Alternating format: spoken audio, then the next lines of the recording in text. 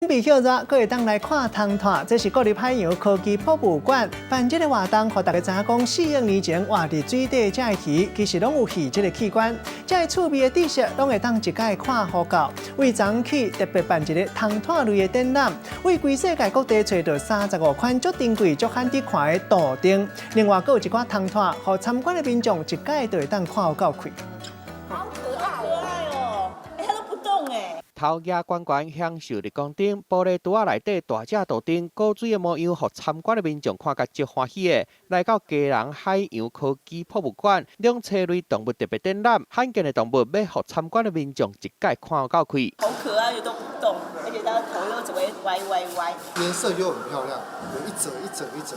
这脚啊，比我们手还大，在台湾没有看到这种大只，蛮特别的。 游客来到这拢看甲兴趣处，因为这个展览为世界各地收集35种珍贵的生物，像讲2公尺长的五爪金龙，颔骨真长的蛇颔龟。 开门壳鱼图钉，真罕见的海蛇，绿蜡色有变色龙，特别的外形，互人看甲目睭无长轮。另外，嘛当了解这生物演化过程。展览内底李博士嘛，甲大家讲，其实伫3、4亿年前，鱼仔有可能是有鱼的，落尾才退化做一卖鱼标。现在鱼的标呢，其实是有些证据显示是从肺退化而来的。